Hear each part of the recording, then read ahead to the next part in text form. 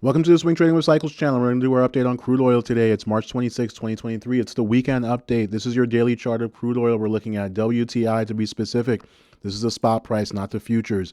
As always, take a look at the pinned comment, previous videos, and also other asset classes reviewed. We review just about every asset class you can think of. We use price action. That helps us understand trends. That's what prices do. They trend. Sometimes they consolidate.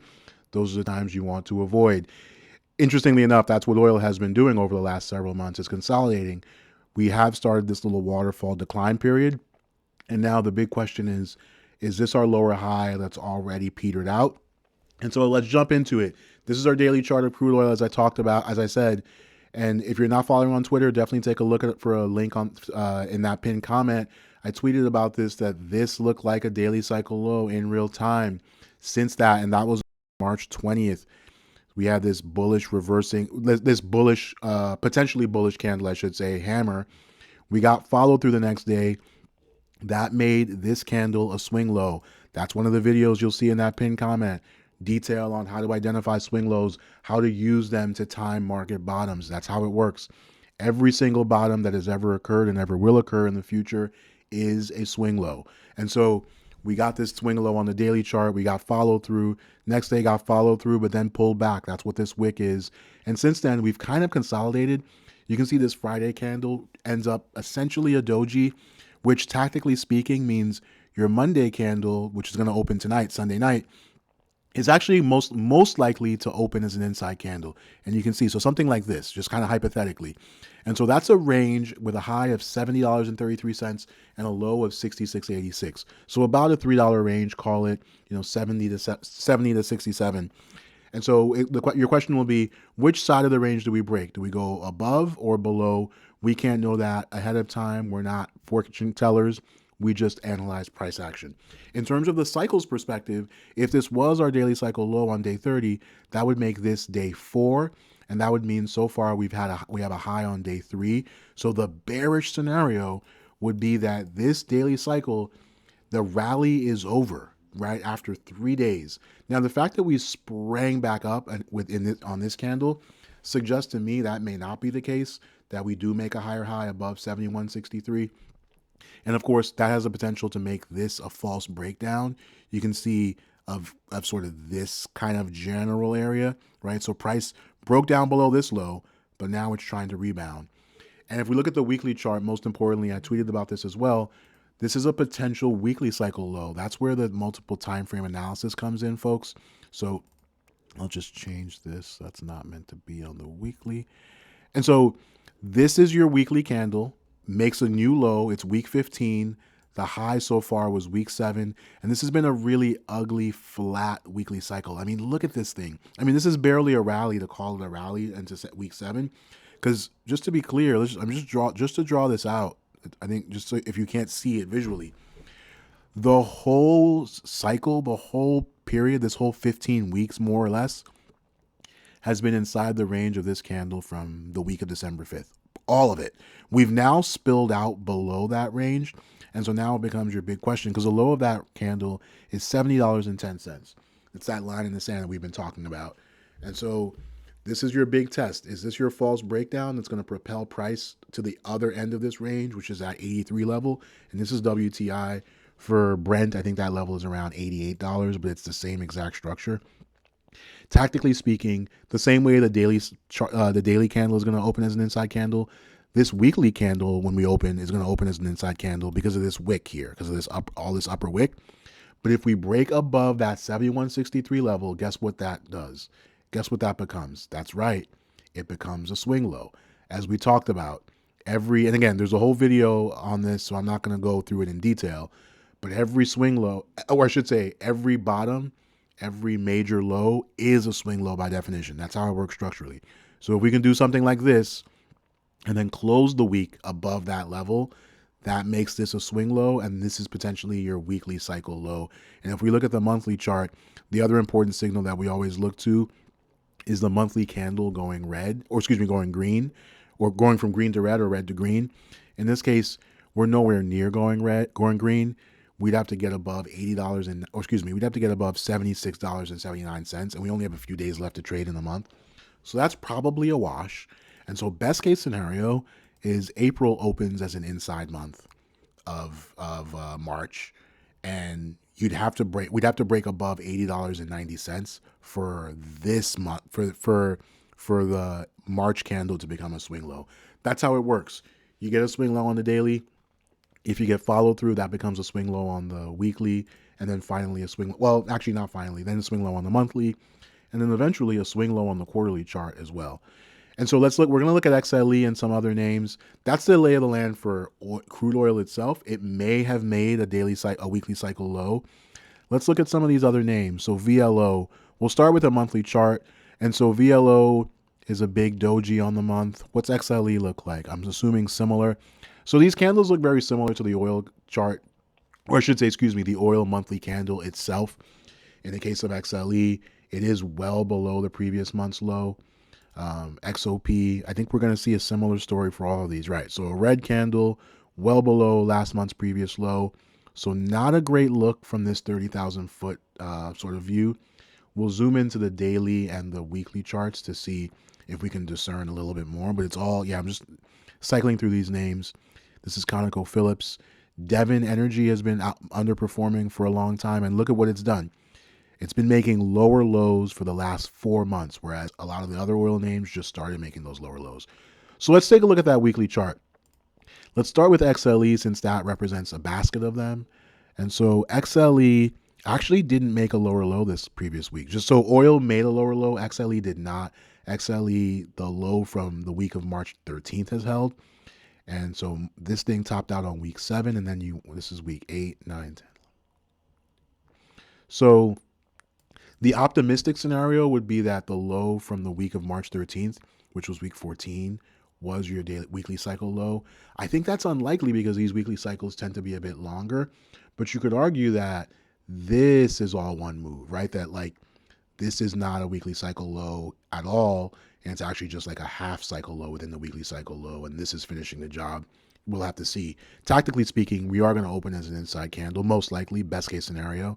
I mean that's not true. Best case scenario would be the gap up, obviously, but I mean, how likely is that? So again, not to belabor the point, but you expect something like this. So this candle's range is a high of $80.81 and a low of $75.81. So that's your weekly picture.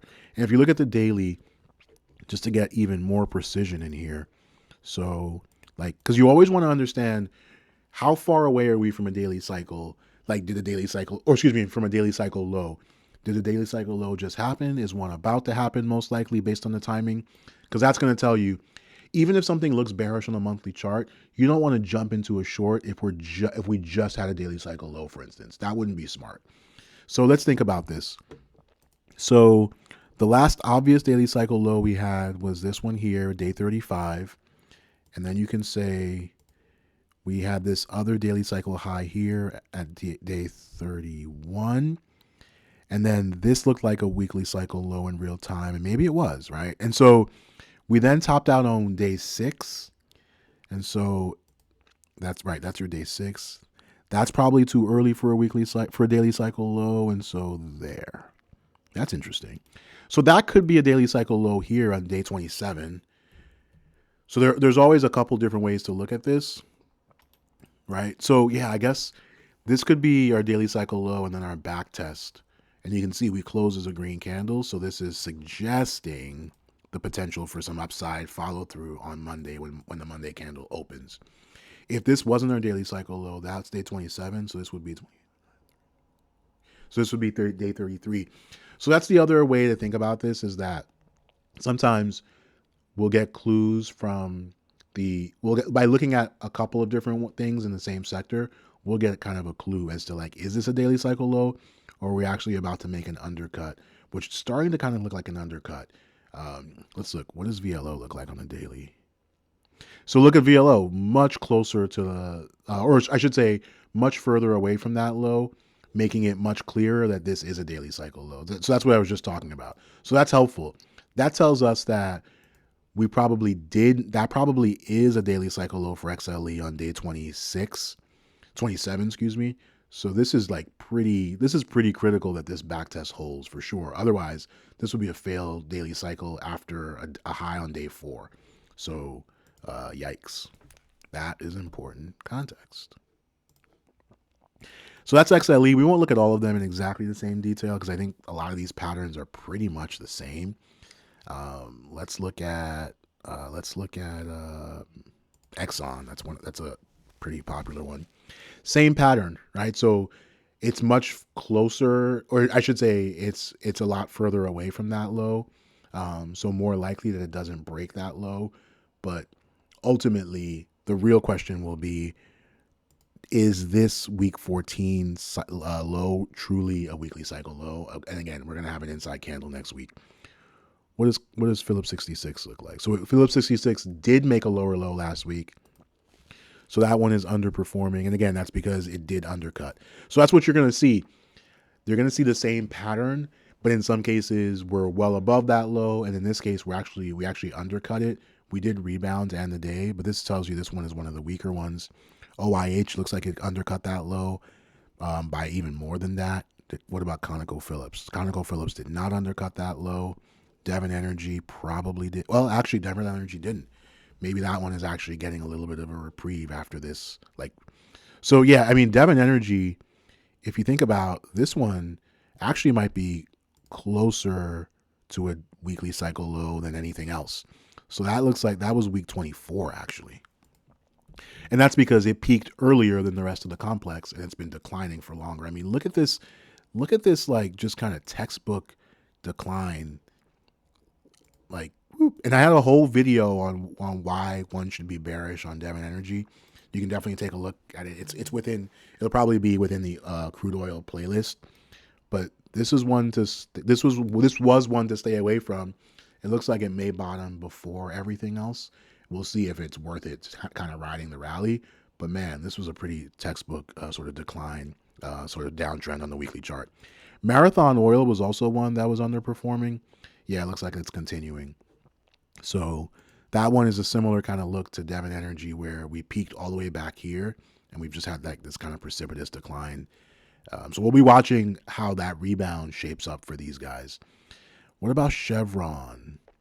So Chevron, right? Like you could say it's this. Yeah. So that's a week 7 high, and then this is week 26.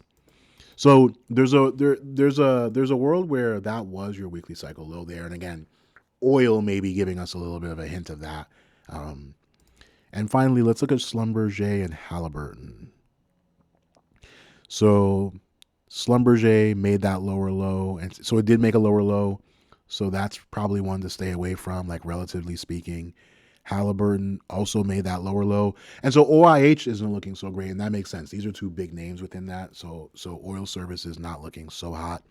And finally, Baker Hughes did make that slight lower low as well. So in general, the oil complex looks weak right now. I think that's the big picture. And it's not surprising. We'll close out looking at XLE. Let's look at the quarterly chart here, actually. Just roll this up just a little bit. And you can see we've had a furious rally. And so far, this is the third red quarter that's about to close in another week, obviously.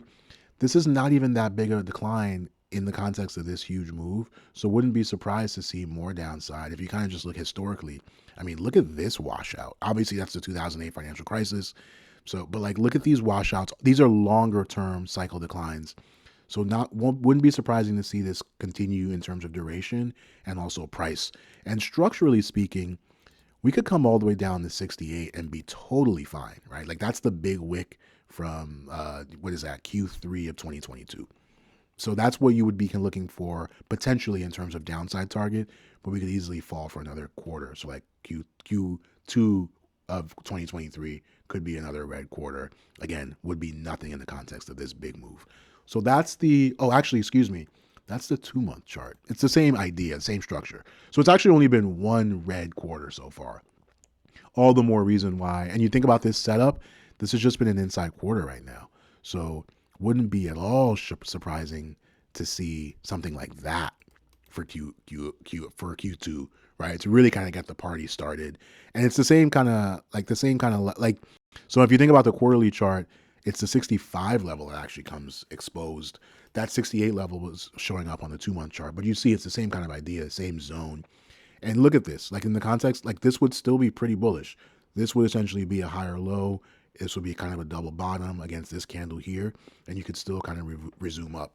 But one would need some more patience. That could mean a few more months of downside. So that's the update for crude oil.